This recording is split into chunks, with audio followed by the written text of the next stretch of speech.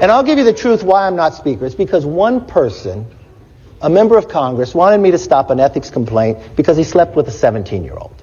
An ethics complaint that started before I ever became Speaker, and that's illegal, and I'm not going to get in the middle. That the media didn't give a time of day to after he was accused of sleeping with an underage girl.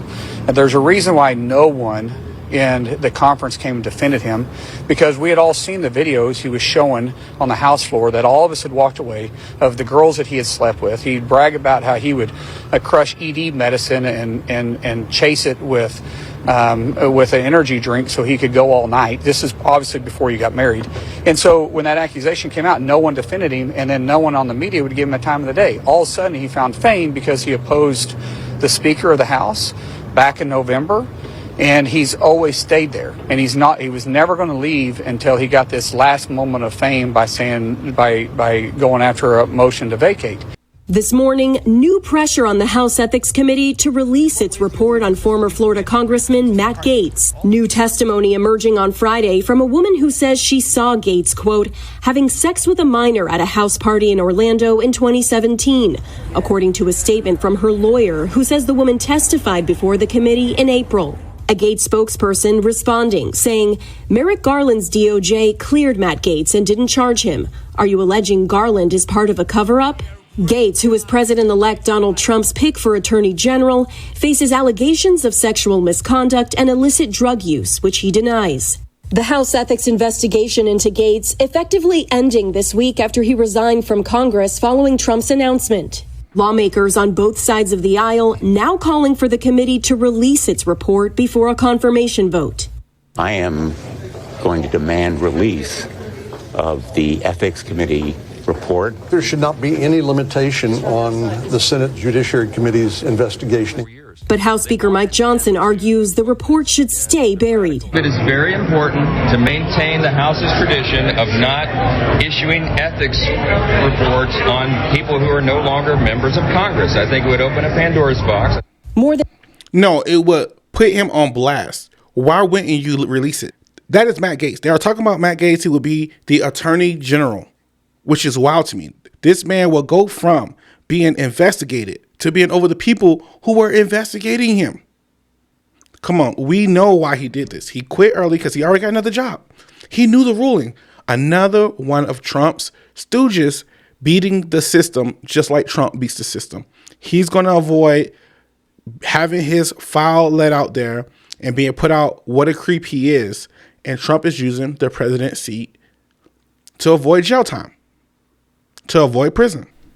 You use within this radius and you get this doctor, as opposed to empowering the individual to say, I've got a knee issue.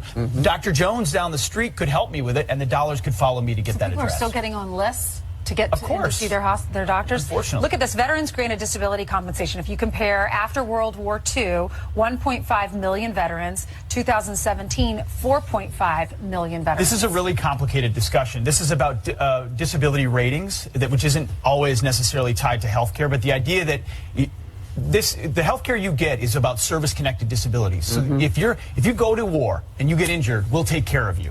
So when you come home, they try to rate how disabled you are, and that's how much care you get. Well, I could be rated for 50% right now if I wanted to be. I mean, just to have a totally, and vets know this out there, I could do ear and ankle and knee and back. It's proportional, because right? it's proportional for different injuries that you have. Groups out there, vets groups mostly, encourage vets to apply for every government benefit they can ever get after they leave the service. Because, well, why not, right? The government's giving it out. To me, the ethos of service is I serve my country because I love my country, and I'm going to come home and start the next chapter of my life. And if I've got a chronic condition, mental, physical, otherwise, the government better be there for me. You compare the budget here. In 2007, the budget was over $72 billion, over 9 million veterans using the VA. And now, in 2017, $176.9 billion with just under 10 million. So just about 1 million more using the system. How does that happen? The cost of medication and healthcare have gone up since 2007 tremendously, like triple the amount, quadruple the amount. What are we even saying here? Come on. Listen. First of all, welcome back to the channel. All right. That was Pete Hegseth. He is Donald Trump's new Secretary of Defense. And that was him back in the day on Fox News talking about cutting veterans benefits and how we don't need it, how we abuse the system, which, by the way, is crazy to me that he is working for someone who has admitted to beating a tax system in order not to pay taxes, but he's complaining about veterans getting an extra 10% on their rating to be able to survive in the U.S. after serving their country. Anyway, salute all my veterans, by the way. I'm a Marine, you know, Semper Fi, all right? But let's look at this picture, all right? Let's look at this picture, because this is crazy. He's saying in 2007, the budget was $72.8 billion, right? In 2017, the budget was $176.9 billion. But the patients only went up by 700,000. So why is the budget so much higher for only 700,000 more patients? Because the cost of healthcare and medication has gone up. Has nothing to do with the amount of veterans and their rating and abusing the system. I'm straight up just saying we should not have women in combat roles. It hasn't made us more effective, hasn't made us more lethal, has made fighting more complicated. We've all served with women and they're great. It just, our institutions don't have to incentivize that in places where not traditionally, over human history, men in those positions are more capable. I'm not understanding what's the issue here. Women have been fighting in wars with us for a while now. For a while. There has been no major issue. And I have been with an infantry unit my full time of service. Never ran into a woman like next to me while on patrol. Never seen one in combat, like actually, you know, patrolling, getting in firefights. Does it happen from time to time? Yes. In the Army, yes. But for the most part, the percentages of women actually firing their weapon is very, very low. So for him to make this an issue, it's beyond me. I'm so confused by that. The percentage of women fighting in combat is very low. I have a new rule. The more elite the university and advanced that a graduate is, the dumber they are. The less likely I am to trust them. If you went to the Ivy League, prove to me that you have any common sense at all. Now, the crazy thing about that is he served in the Army as a captain. Now, veterans watching this and people who deal with the military will understand when I say this. You have to have a degree to become an officer in the military. No matter the branch of service, you have to have a degree. That means the people that he's talking about, he is one of them. He has a degree. He was a captain in the Army. He served. So I don't know. Maybe he was one of those guys that served and no one respected. He was that officer that no one trusted their word in. So now he's all in his feelings about things, because there is absolutely no way he should be talking like this regarding veterans, regarding women of service, regarding people that's educated when he's educated himself. Someone hurt this man, but he is now going to be nominated as the Secretary of Defense. There was another person who many years ago tried to raise concerns about the health of the food that we feed our children and our families. And here's the reception that she received. When I heard this, I thought, get your damn hands off my fries, lady. If I want to be a fatty and shovel French fries all day long, that is my choice. We're going to have, the government fining us if we use salt. Coming up straight ahead, all this talk about the government taking salt away from you because it's so bad for you. But aren't there good things about salt? I hate the government getting involved and telling me what to eat and not to eat. Food police. Do you think the government should regulate the ingredients in the food we eat? Can't we make our own decision about whether or not we want to salt our food? All right, an Obama government obesity task force. Does every American family need a dietitian appointed by the government to tell them that this food is going to make you fat and this food is not? Make America healthy again. With that being said, RFK Jr. is now Trump's pick for the health secretary. All right.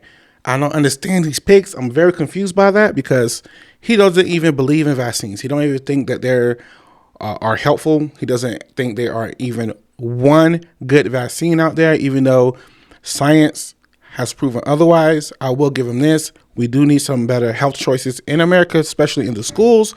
But when it comes to other things, He just spews conspiracy theory. Take a look. Who's offered solutions for that? All right. So you have gained notoriety for your skepticism about vaccines. And over the summer in an interview, you said, quote, "There's no vaccine that is, safe and effective." Do you still believe that? I never said that. So stop me. We have the clip. Please play the clip. Play the whole clip. You've talked about that the media slanders you by calling you an anti-vaxxer. And you've said that you're not anti-vaccine, you're pro-safe vaccine. Difficult question. Can you name any vaccines that you think are good?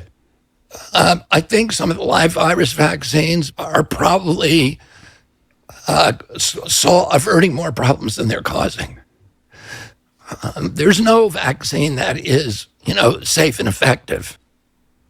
So you did say it. Do you still believe it? Well, here's what I would say. First of all, I'm not anti-vaccine. How is that statement not anti-vaccine? Well, I can say right now there's no medicine for cancer that's safe and effective. It doesn't mean I'm out against all medicines. I've been fighting 40 years to get mercury out of fish. Nobody calls me anti-fish. What I want... I love the chat. We're not going to listen to that. We're not... the deflection is real. That was on a level 1,000. That is, you know what? I'm glad he decided to go with Trump on this, because if you don't know, he first went to Kamala Harris' campaign and tried to get a position there, and when they denied him, then he went over to Trump.